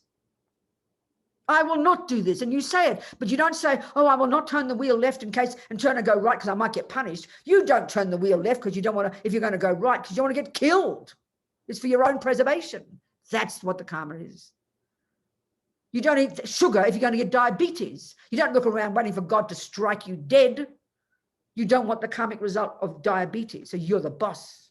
Of course you won't eat sugar if you're going to get diabetes. You don't think of it as a vow, but of course it's a vow. We don't call it a vow. So unpack these words, people. We're so superstitious, you know. Got to use rigorous and logic to unpack these concepts. Because if you can prove something Buddha says is wrong, chuck it out. Give it back to Buddha. This is the point. We've got to be grown up. We're big girls and boys now, you know. We've got to learn to practice being that. And at the same time, big girls and big boys are kind to themselves. In other words, by making sure you know the vows of what not to do when you drive, who are you being kind to? Yourself, because you learn to be a good driver. So vows of driving are to help you turn into a good driver. These vows are to help to turn you into this marvelous person, ethical, happy, joyful, non-harming, virtuous, compassionate, and wise. Who doesn't want to become that kind of person? That's what a vow is for. To think of it any other way is infantile. And that's how we are. That's the way ego is. I'm naughty girl, I'll get punished. You know, this punitive view we have deep in our bones, which we have made up. So it's kindness to ourselves. It's as Lama Tsongkhapa says, we can mold our mind into any shape we like, you know. It's marvelous. We're the boss. So what are these vows then? Well, there's 3 sets of vows. So the level we're at here, which is the wisdom wing, junior school and high school, the lower scope and the middle scope. This is the Hinayana path. This is the Hinayana part of Buddha's path to enlightenment. And if we graduated here, we haven't gone to high school yet, we're still in junior school. But if we go to high school and we graduate there by realizing emptiness and achieving our own nirvana in one lifetime or other, and then after that lifetime, we're out of here. We're gone like a dream. We're gone. We're into bliss, you know, we finished the job. But we're on the Mahayana path. So the first level of vows related to the first 2 scopes of the Lam Rim, this junior school and high school, the lower scope and middle scope, the Hinayana path, the wisdom wing. This whole level of practice, which is indicated by this Buddha behind me, look at it. This is the manifestation of subdued body, speech, and mind. This is the energy of this first level of practice. It's the ground level. It's the starting point. It's where you harness your body, your speech, and your mind, living in vows and in order to turn yourself into a joyful, subdued, happy, wise, content, fulfilled person. Oh, that's the result. So this is called the level of practice called the practice of the morality of restraint, of refraining from harming. That's the main energy here. And junior school, what we still are, is only about behavior, body and speech. There's no discussion about the mind yet, not much. This is all about, and vows are always only about behavior, body and speech. And why? It's to help your mind. That's the point. Because the body and speech are the servants of our mind. So we're learning to harness them first. So these vows, the very first level, there's 3 sets of vows. The first lot are called the vows of individual liberation, which is the Hinayana component. Living in these vows and then adding to it single point of concentration and then realizing emptiness, this is the method to get out of samsara. This is the method to achieve your nirvana, your cessation of suffering and its causes. And it's a sublime level of practice. So these are called the pratimoksha, individual liberation. the vows, this is the whole level of this practice, is the practice of restraint, the morality of refraining from harming. That's the main energy here. Don't this, don't that. Don't turn left if you want to turn right. Don't put the foot on the brake if you want to speed up. Don't this, don't that. There are a list of hundreds. Well, here there's a list of little 5 baby things. Just 5 in the vows. Now, first of all, we hear, when we first listen to Buddhism, we hear the Buddha has this little list of 10 don'ts. This is a very general overview as a starting point. They're not a commitment and they're not a vow. They're just Buddha's recommendations if you want to consider, start using them. But you don't commit to anyone or yourself to do them. You don't vow to anyone to not do them. It's just general guidelines. If you want to know what Buddha says, here's a good start. And he's got 7 things of the body and speech there, and 3 of the mind. It's the beginning of working on the mind. So those the 10 non-virtues, as they're called. But when you start to get into the path and you decide you want to formalize your commitment as a Buddhist, you take refuge in front of somebody whom you see as the Buddha, you take refuge, and then you take the vows. It can be at the same ceremony or it can be later. So this is where so vows are so this is where the point about the power of vows now. So on the first stage, you listen to Buddha's teachings and he recommends you don't kill. So you think, oh, that's a nice idea. I'll try not to kill. But the point is this, you only, at that level with no vow, you every time you see the ant and then you think, I will not kill it, it's only then, as I said before, it's only then that you create the karma of non-killing, because your mind decides I will not kill. But that's why when Lama Zopa says we need vows, because just being a nice person is just not strong enough. And why not? This is the point. Motivation in general, 1 is the object, mouse. 2A is intention, I will not kill the mouse. 2B is motivation, compassion. But the point is now, because we're not great bodhisattvas, our compassion is very weak. I mean, if you had 50 mice there, suddenly you'd find a reason to have to kill them. Your compassion wouldn't last very long. A friend of mine is an amazing yogini, amazing nun. She's an incredible being, and she's one of the people that our Buddhist Teachers Trust supports. She's lived years and years in meditation. She's incredible, humble. But when people see her, I think she's just this cranky old nun. But she's a highly evolved yogini. She's amazing when you hear some experiences that she's had in her meditation. So one time when she went to Lama Zopa Rinpoche's, one of the FPMT centers, way off Big Sur, halfway up the Pacific coast between Los Angeles and San Francisco. There's all this area called Big Sur, and there's all this land there. And 15, 20 years, 30 years ago, Lama Zopa received a gift from somebody of 500 acres of land. Way off, you got to walk 4 hours to even get there. So now it's this meditation center, a retreat center for people doing long-term retreat, 4 years, 5 years, 10 years, whatever. Rinpoche said it was perfect. He said even the birds are quiet. Anyway, she spent some years there meditating. And I remember she told Rinpoche one time about how, she'd bring her sacks of flour and all these things. I forget what these creatures are that turn into moths, whatever. She became overrun in this house, maybe because of the weevils or something. I don't know what turns into a moth. I've no idea. But anyway, she became overrun by hundreds and hundreds of moths. Well, what would we do? If we had one moth, we're prepared to be kind, aren't we? You can be kind to one moth, little moth, put it outside. But what about hundreds of moths? Then we suddenly find reason to kill the lot. Can't possibly do it because we're lazy, meaning our compassion's not that strong. But what she did, she spent weeks, apparently. She'd get a cup, a little mug, and she'd go around, catch the moth, and then release it. One moth at a time, taking weeks. Now that's compassion. She didn't give up. If we have 50 moths, we would suddenly our compassion's out the window. Oh no, I can't help it. 50 moths, it's impossible. And you'd slaughter the lot. So our compassion isn't that strong right now. That's not being mean. It's just a fact. If it is like her, then okay, you're doing well. So how do you make your virtue strong? By living in vows. So as Lama Zopa says, this is Buddha's teaching, okay? Not made up by some Tibetan. Vows for the Buddha are said to be so potent that they are a subtle physical, they're a subtle energy, they're a subtle physical form that's visible to clairvoyance. So the point is this, when I took my vows from Lama Zopa Rinpoche, when I became a nun first,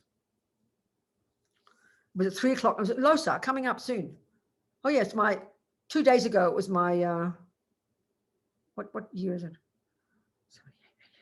118, 19, it was my 43rd anniversary as a nun 2 days ago. So anyway, it was Losar in Kathmandu and Kopan, and I was so nervous becoming a nun, you know. So I'd asked Lama Yeshe because he was my Lama. I didn't know Lama Zopa was my Lama. I asked Lama Yeshe, but he sent me to Lama Zopa. So anyway, I went up there at 3 in the morning with my brand new robes and everything, and my hair was all cut except I had one long piece. So they're supposed to cut it, you know, in this ceremony. So I remember the scissors didn't work. It was so funny, and Lama Zopa was laughing. And he did a drawing for me with my name on it, you know. It was very sweet.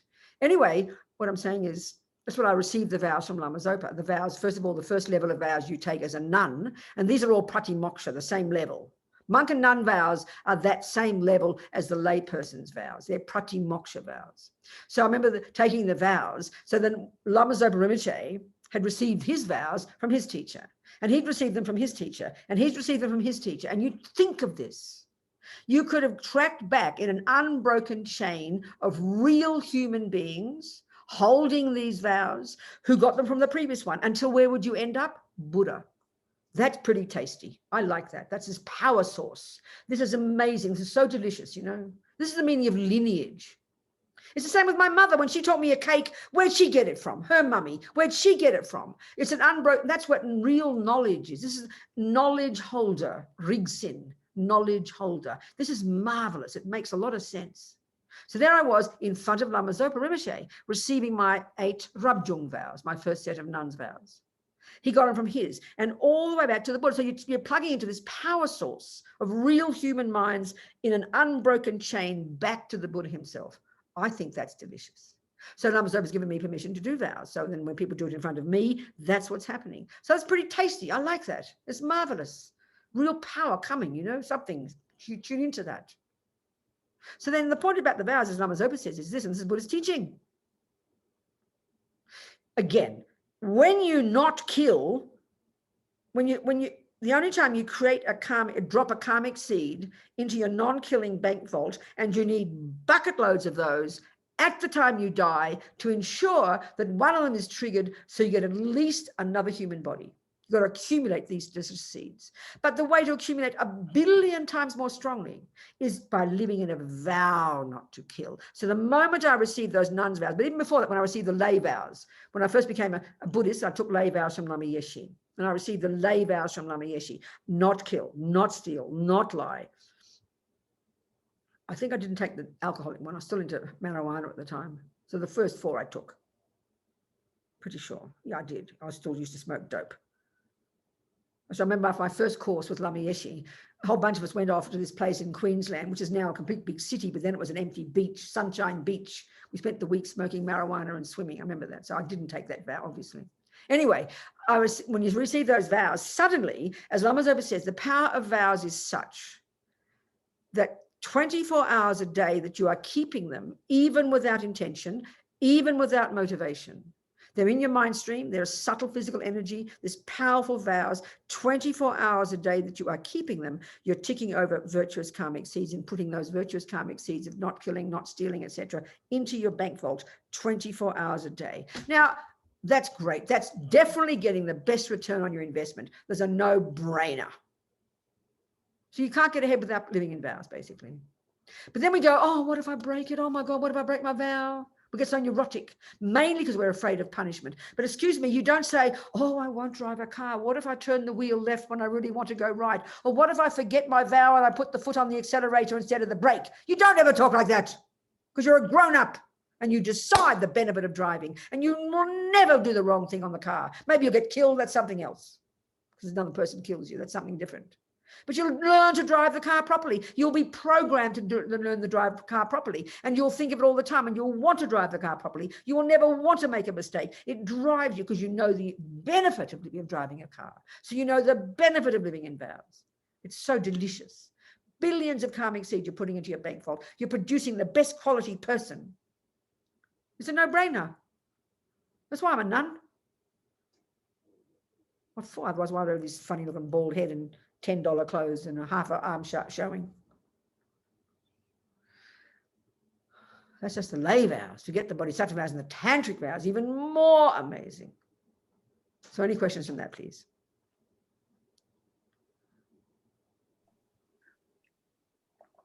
Yes, Basu has 3 questions. Good, Sue. Would you like to ask the questions yourself? Talk to me, darling. Where are you? Who's Sue? Which Sue? Basu. Basu. Oh, Basu, go. Please talk to me, Basu. Good, Thank darling. Talk to me. you, Venerable. I just go back to these questions. Just one second. Yeah. So these, first of all, I will just come to the question, but just give me, I'm just trying to give you some background. So I don't want a background, Basu. I want a question only. okay, No then background. just go to the, I'm just going to the question. Basu, it'll force the issue if you just say the question. It's really, it's helpful for your mind to come to the question. Please just ask the question. Okay. So my question is the action without attaching any ego or reward, even the action is negative, doesn't accumulate some negative karma? Ask the question again. I missed some of the words. Please start So again. if I do some action, yeah, and I'm not attaching. I need you to give an example. Just give a simple example. So my job is to kill somebody as a sniper. I represent United States Force. Simple. Basu, don't be too romantic. Just keep it on the earth, would you? Keep it very simple on the earth, an ordinary question from your own daily life. Don't make a big fantasy. I beg you, it gets too complicated. Keep a simple example of a simple action in your own daily life. Then it becomes real for you, not some kind of intellectual concept. That's important. So for example, I need to operate somebody surgically, and it will cause him a pain, at least a minimum amount of pain. But in the long term, I see with the wisdom wing that I can still help him. But he doesn't realize that I can help him. Okay, so it's a very easy answer. It's a very easy answer.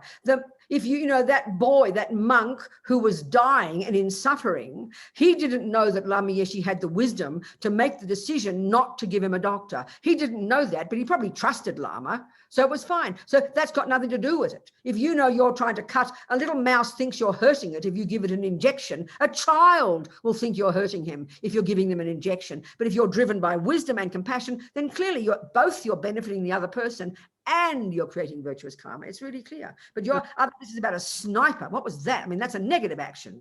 Excuse me, that's a completely different discussion. What was that question? Now that you said the sniper, what question? The question was that somebody are forced to do such kind of a job. Sorry, what? Somebody are forced to do such kind of a job.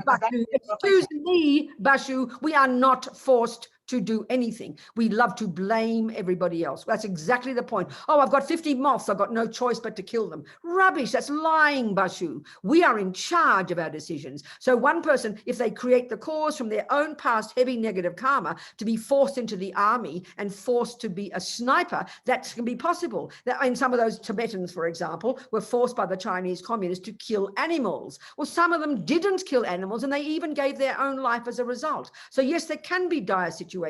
But just to say, oh, it's not my fault, that's exactly the way childish ego works. If you understand karma and you're in a country where you're forced to be the sniper and forced into the army, that's you created the cause to do that. And you will do everything you can to try to purify it. So if you're forced, if you're not brave enough to give your own life, and mostly people aren't, then you have to try and do everything you can not to have a negative motivation. But it's a very difficult situation. But we still got to realize we created the cause to be born into that life. We created the cause to be a sniper.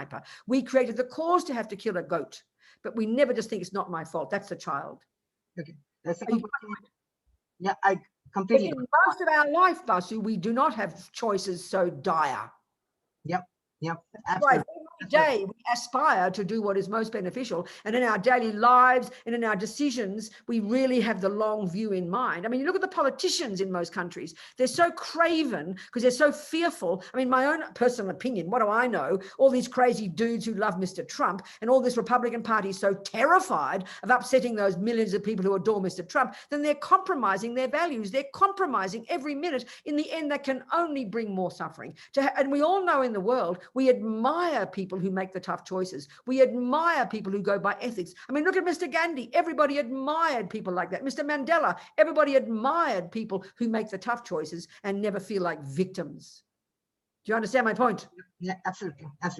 Second question is there any hierarchy of being compassionate to the sentient beings? Because sometimes, or most of the times, I have seen that there are people who help animals, their own pets, but they are very rude and ruthless to their subordinates. That's how we are. We're very childish, and that's because Bashu, and we're going to go into more detail in the next scope of practice. That's because we're driven mostly by attachment, not by compassion. Okay. We have compassion only for our group of people. And that's why our compassion right now is so partial, and we're all the same, because we have attachment for our people, but we have aversion for others. That's because we've got the three poisons. And we'll go into that in more depth later. I have one last question. Is it that the karma also depends on the information or the delusion? So for example, the guilt feeling only comes when I have an information. Start again. I missed the last piece. What? So is the karma dependent on the delusions or information? Because the guilty feeling only comes when I have information. So for example, I go to a hotel, I eat randomly anything, I will not feel bad. That's the last piece of the sentence. You go to a hotel and what? I eat a dish. I don't know what it is. I will not feel anything bad. The moment somebody says that it's a non-vegetarian dish of chicken or bolo or buffalo, whatever, I might feel bad. That's right. That's why you have to have knowledge, isn't it? That's why ignorance is not helpful. So if I do not do anything going bad. Basu, this is the logic. You just proved it by saying it. If you understand that every millisecond of what you think and do and say will sow seeds in your mind. So when I had that abortion, I was ignorant. I didn't think about it. I was ignorant. But because I was killing a human being and it was done on the basis of self-centeredness and attachment, but I wasn't conscious of that then I did create negative karma. So now that's why I'm happy to purify it, which we'll talk about. So ignorance is not helpful. Just because you think an ant won't suffer if you kill it, it doesn't mean the ant won't suffer. So there's always some karma there, but not to get too depressed. And guilt is not helpful, Bashu. When we discuss purification, today we will do it. Guilt is useless. Guilt is a child. We have to be accountable, and I'll describe that. This is why when we realize, Bashu, we're not the handiwork of a creator. We're not the handiwork of some other person out there. Therefore, we're not innocent victims. Therefore, we have to take responsibility. But that shouldn't be a burden to us. It should be liberating for us. Because there's no karma we can't change, Bashu. That's why these different techniques are so powerful. One, by living in vows, and two, by purifying. If you have a daily life of this, you cannot go wrong. This is the power of it. It's very technical, but very uplifting. And we'll go into the purification. Do you understand? Thank you. Very good points. Thank you. What else, darlings? Sarah has a question. Please unmute. Thank you. Yes. Hello. Are there specific preparations or prerequisites that one needs to do before taking vows? Of course, yes. Is refuge first. The first step is refuge. So like I said, in that evolution of those points that Atisha and Tsongkhapa point out, the logic, the very first reason you want to go to a doctor, and this is the analogy of refuge. What's the reason you go to a doctor, Sarah? What are the reasons? if you're sick, to get help, to get medicine. Or preventative. Or to Preventative. yeah, preventative, yes. Preventative yeah. or curative, right? Either way. Well, that's yes. the exact analogy of why you would even want to take refuge in the Buddha, because you know you don't want future suffering. That's the evolution of this kind of discussion about lower realms. It's quite hard for us to get our head around that idea. But the reason you want to turn to the very first reason you want to turn to the Buddha is because you don't want suffering.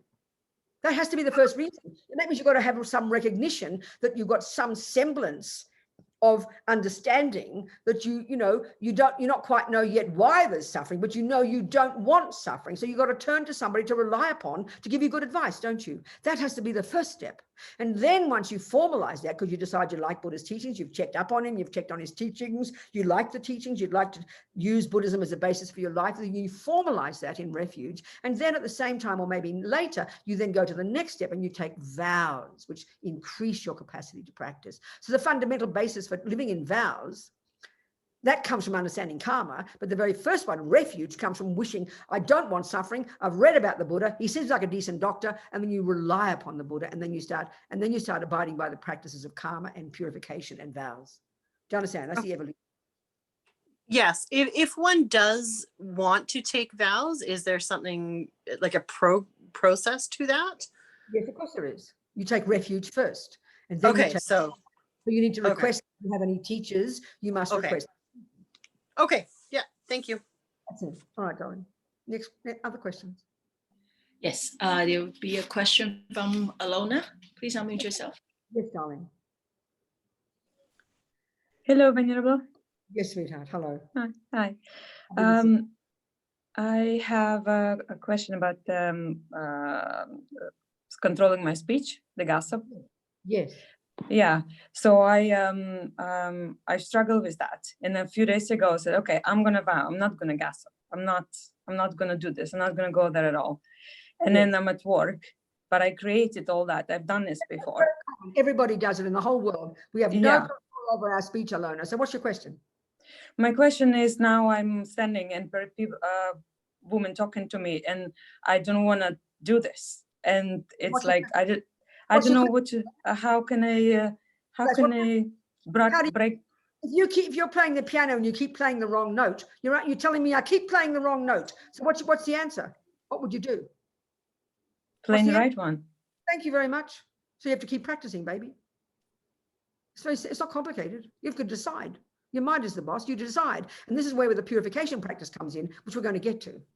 You've got to decide every day, Alona. If you don't decide to go shopping, guess what? You won't go shopping. If you don't decide to keep your mouth shut, guess what? You won't keep your mouth shut. But we don't decide. We just feel guilty and sort of half think, sort of like saying, oh, I should go shopping. Maybe I'll go shopping. I wish I could go shopping. We never say, I will go shopping. It's only when you say, I will go shopping, that you walk out the car and go shopping. That's intention.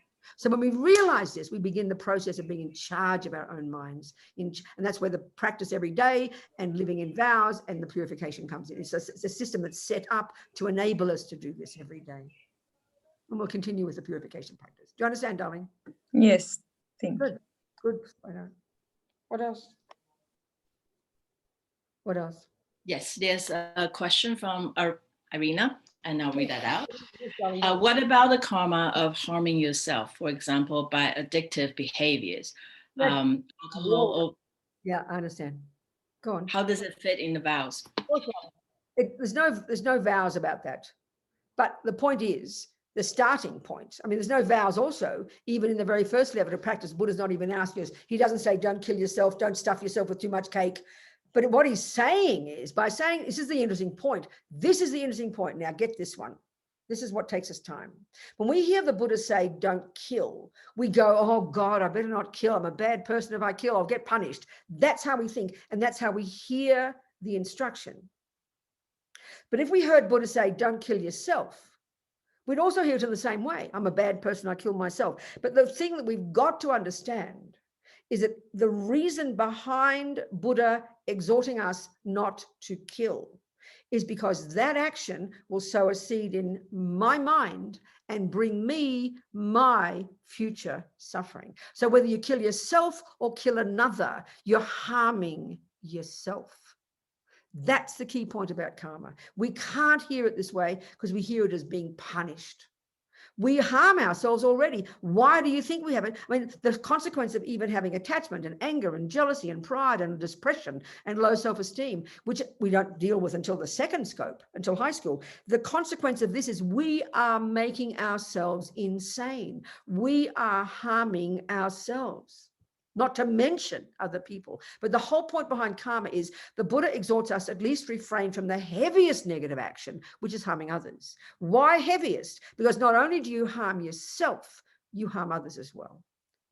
So everything we do that harms others harms us. And therefore, everything we do based on anger and attachment and jealousy and depression, including harming ourselves, also harms ourselves in the future. So the whole point behind karma is out of self-respect. It's like the doctor advising we don't eat sugar. Why not, doctor? Because it'll harm you, precious one. That's behind the one of karma. And why we harm ourselves is because the habit of self-loathing. And what self-loathing is the habit of attachment. And that brings the habit of low self-esteem and self-loathing, and which is just the dissatisfaction of I am not enough, I am not good enough. This is the habit of past attachment. It's not evident to us, and we're going to go into that in the middle scope, and that will have to start next week. We're deeply programmed with these delusions, and the function of all the delusions and the function of the actions we do on the basis of the delusions is that we are harming ourselves every millisecond. That's the tragedy. We'll go into more detail as we go along. What else? Other questions? Yes, another question, could be the last one, is from, if I pronounce your name correctly, Elena. Elena. Now, and Zalini, can you hear me? Someone else, good, okay. Go, darling. Oh yes, Aleni, good, go. Hi. So the way I understood, so karma, when it ripens, it has its times to run, out.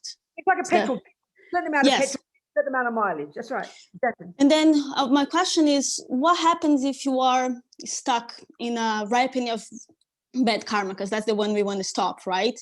And you already have a practice and you're purifying and you're studying, you're doing everything you can. Is there any way to boost up this bad karma? Oh my God, in heaven, girl. What you're just telling me is this. You've been eating sugar for ages. You've now got some symptoms of being sick, right? And then suddenly now you're taking medicine, you're taking homeopathic medicine, you're stopping eating bad food, and you're asking me what else to do. You can't do more than what you're doing. You're doing all the right things. That is okay.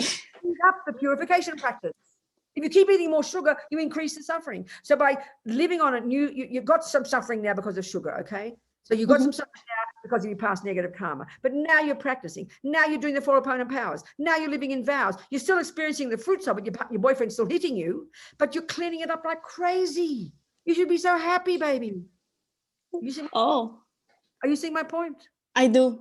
Okay. Because I think that's the point, to find the motivation to keep going, because... And if you can also remove yourself from the situation, that's good. Okay, if you've got cancer and you're close to death, there's nothing much you can do.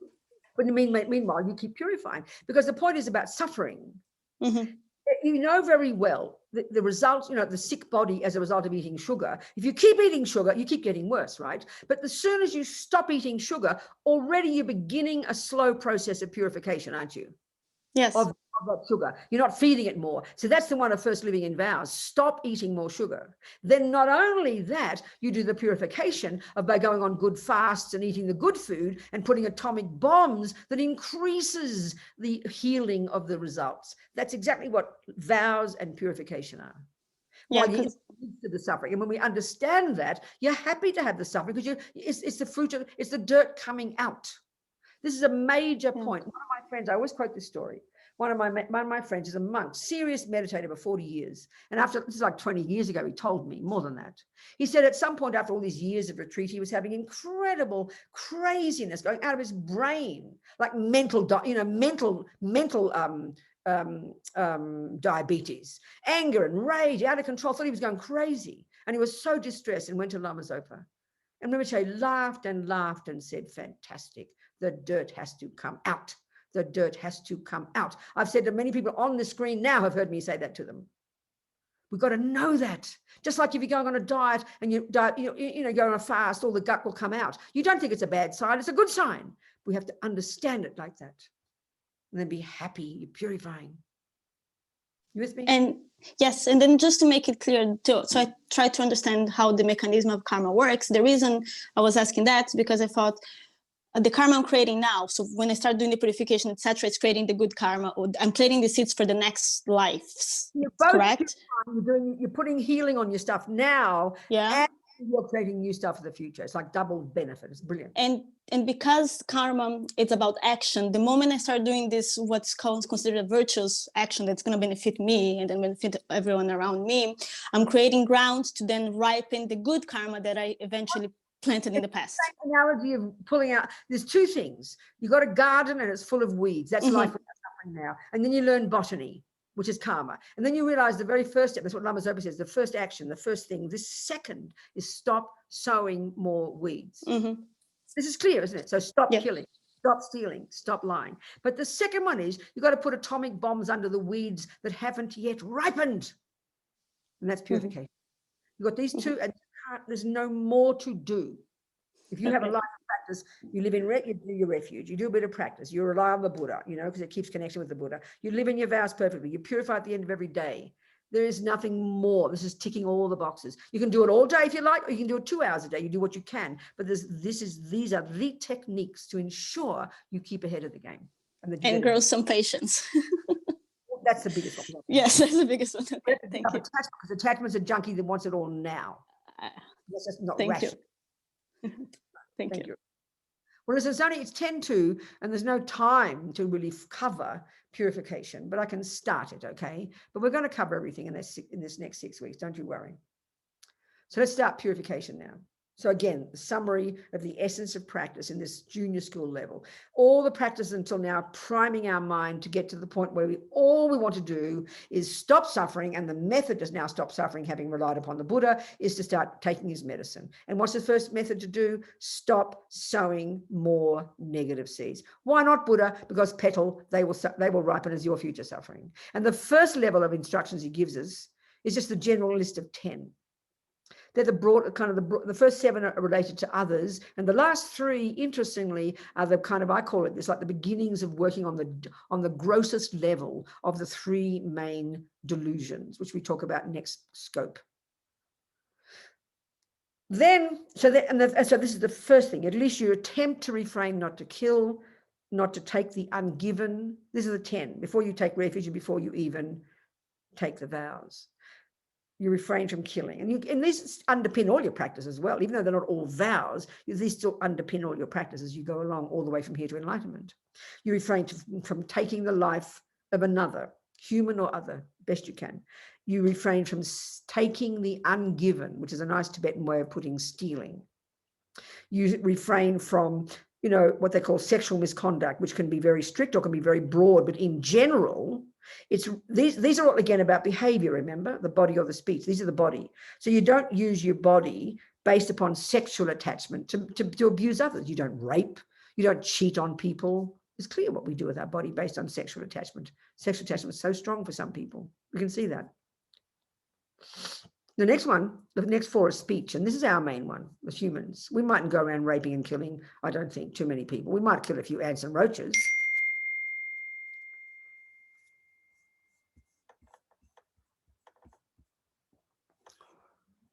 Okay, so then, so the next 4 is speech. Do not say words that aren't true. Do not say words that are harsh. Don't abuse people with your speech. Do not just blur about nothing, And do not say bad things behind backs. These are powerful, and we humans, we can spend an entire class, we can see this just on these 4. And I think before we do purification, they'll have to wait till next week, okay? This is powerful for me. This is amazing. So when it comes to the vows, it's curious, this Buddha selects 4 of those, not the 7, 4, the first 3 of the body and just 1 of the speech. Maybe that's the one that becomes the worst and the most misleading, which is not to lie. And the 5th of those vows, when we go to the vows, which we'll complete next week, is to not take intoxicants. But when you do take those vows formally, after you've formally taken refuge, you can't take the vows until you've taken refuge. The first 10, everybody can just use those as their general guideline. There's no commitment, there's no vow there. It's just listening to Buddha's advice, general mental health, you understand? But when you take the vows, you can select those. Like I said, when I first took refuge with Lama Yeshe, I wasn't ready to give up, intoxicants. I was still into marijuana, so I didn't take that 5th vow. So, okay. So anyway, so vows, that's vows. But the first 10, but let's just talk about the speech for a moment, these 4. I think this is very powerful, actually. We often, in our culture, I think we don't even think speech matters. In fact, in general, in our culture, because we have this very schizophrenic, and Lama Yeshe would often use that term, this very dualistic view that, I'm allowed to say what I like. I'm allowed to do what I like. I'm allowed to think what I like. I mean, that is a very powerful statement. There's an assumption that you say, I'm allowed to do what I like. It implies that you're rebelling against someone who's telling you what to do. So that's the childish view we have of religion, that we feel someone squashing on top of us and bossing us around and threatening us like a policeman, that if you do this, you will get punished. That is our view of religion. And like I said, do not blame your Catholic mother for that, and do not blame your Jewish mummy, because this is the actual philosophical view of the root delusion, ignorance, or known colloquially as ego grasping, when it comes to grasping at the intrinsic me. This is a consequence of that deluded view. So we make up that dualistic view of punishment and reward. That's expressed in the Christian and the Muslim teachings. I'm not being rude. It can be a marvelous way to live your life, but that's not Buddha's view. So that's how we hear these things. Whereas if you go to your doctor, that's like going to your doctor and she says, don't smoke, Robina, you'll get cancer. You don't sit there shaking in fear that every time you go home, you smoke, that she will punish you with cancer. And that's why you will go home. And if the doctor isn't there, you'll be like a baby. Oh, well, she doesn't see me smoke and out come the Marlboros. Oh, I won't get cancer. That's childish. That's how we think of punishment and reward. And it's just childish. With respect to us, we're all like that. I'm not being mean, we're all like that. So we've got to conquer that view. And so this view of accountability is that every single word we say leaves an impression in our mind. Every thought we say leaves an impression in our mind. Every action we do with our body leaves an impression in our mind. They are the three things that mold our mind into the person we become and cause us to meet certain people and cause them to do certain things to us. We are the creator of our own future person. So this is such a delicious view, so empowering. So then we'll have some meaning that speech is powerful. So they all say, for example, that the power of speech is the Buddha's main action. You can have, there's Buddha. When we discuss refuge. We did discuss refuge briefly. There's absolute Buddha. And then there's relative Buddha. The absolute Buddha is the omniscient mind pervading the universe. We can't see that. So out of compassion, that mind manifests in a body that you and I can see, Mr. Shakyamuni Buddha, or indeed in this present life, if you could argue, our own Lama. It's the embodiment in human form of Buddha's qualities. So we can see the Buddha. We can see the example of what we want to become. But then you can look at Buddha for 1,000,000 years. You can have 1,000,000 Buddhas looking at you every day. Nothing will change until they open their mouth and give you instructions.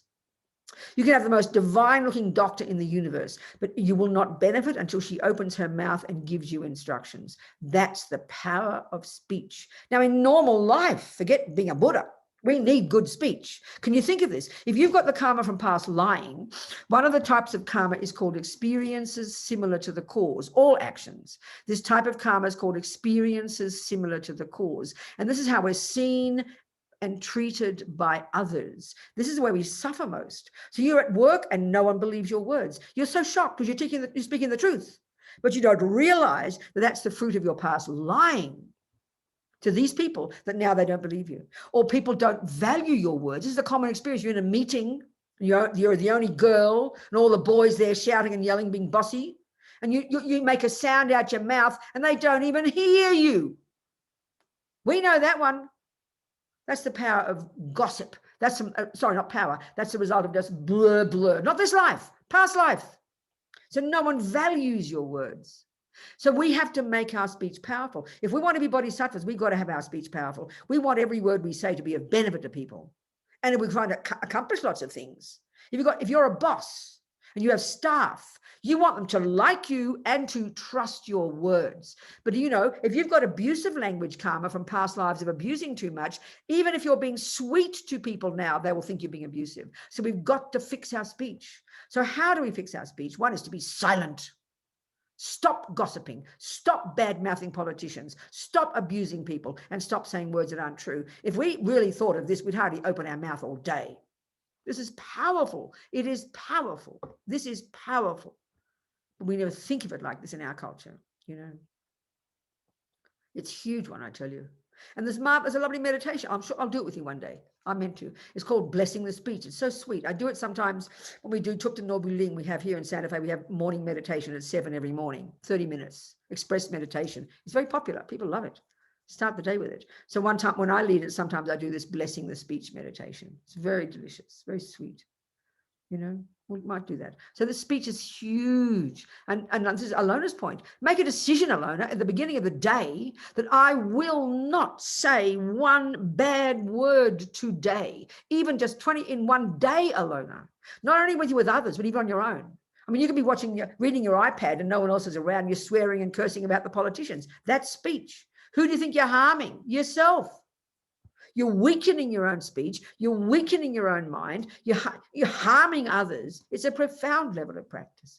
Just controlling your speech, I tell you. This is before even living in vows, It's very marvelous, very important teaching. So we conclude here. We have to do purification next week, and we'll go into these different things. But we're all moving along at the right pace, okay? These are such important points. This is the basis of all the future teachings. It's so important to get clear. All right, darlings. Everybody, thank you. Jang Trub Sem Chog Rinpoche. Ma Kye Panam Kye Guchi Kye Panyam Pa Me Pa Yang Gong Ne Gong Du Baba Shog. And all these seeds we've planted for 2 hours, okay? Every thought we've had. A lot of thoughts, because I speak quick. I'm sorry if I speak too quick. Venerable, could we also very quickly recite a long life prayer for yourself? Yeah, okay, let's just finish the dedication. Just to do it at Lozar. Yeah, okay, we can do that. But let's finish I'm just saying the dedication prayer in simple words, okay? So just thinking all these thoughts we've had, as many moments as there have been in this 2 hours, as many seeds we've planted. Be delighted, be so amazed and delighted by this. Be so happy you've just done 2 hours of really good gardening. So we think we're going to nourish these seeds, not just ruin them. We're going to nourish them with what? With our practice, right from the second. And be delighted with that. You can't see the evidence of it yet, but be patient. So that all these seeds will ripen eventually as our Buddhahood. How amazing. So we really can be a benefit to others, but first to benefit ourselves. So that's our dedication. So then you do this little prayer, okay? Okay, God, for long life, and think of His Holiness Dalai Lama, Lama Rim, all our holy beings, may they all have long life. Yes, absolutely. Thank you so much. If anybody would like to unmute yourself, feel free. A prayer for the long life of fully dedicated, compassionate, wise, dynamic women, and all beings entitled. The rain of nectar extinguished. Mother of the victorious, times and directions and Makaya, peace embrace my patient passion, my perfect heart who in an ordinary form and the guide of a beautiful, transformative beings, how kind you are. All your wishes be instantly fulfilled, and may your life be stable until samsara. All my wants, you who destroy all the enemy of Reveal the Dharma of scripture and meditation, spreading it in the mental continuum of transmitting beings, thereby enabling the two obscuration and grandparents. Oh, how kind you are. May all your wishes be instantly fulfilled. May your life be stable until samsara ends. Dharma protector. For the blessing of the Guru, the deity, and the Dharma protectors, and the true direction and the result, as well as the truth of ultimate reality, all my lifetimes may I never experience faith in one second in the Guru, and may all the vital points of my prayer be fulfilled. Okay, everybody. Thank you, darlings. All this karmic, this wonderful good karma we've created, this collective karma we've created together. We try and be happy. We might have a headache. We might be feeling depressed. That's okay. It's a sign. It's a good sign. We've done all this delicious work. You know, that's the thing. If you might do 2 hours of gardening and it's raining and it's full of mud, but you're happy because you sowed seeds. We've got to remember that. Because you see, the part of the problem is we're so addicted to feeling good that we feel there's no benefit to do the gardening if you don't feel good. But that's silly. You might have a headache, but your seeds still got planted. So that's the point to remember. We've got to think about long-term one. So be delighted with what we've done, everybody. And New Year is coming up tomorrow, isn't it? So then it's a very special, there's just got a very strong energetic time in the lunar calendar. So, you know, often the way they think about New Year, you clean up, make you sort of do some special practice, and often they clean out their houses and they put up new prayer flags and they make all fresh start for the year. So it's a nice psychological thing to do. So think like that, you know. And if you can take the 8 Mahayana precepts, that would be marvelous. That would be a nice thing to do, very special. But if not, just do some practice and just delight. And thank you, precious ones, all of you. Okay. Thank you. Darlings, much love and goodbye. Thank you. Venerable Thank you, Robina. Have a good day. Thank you, Venerable. Thank you. Yeah.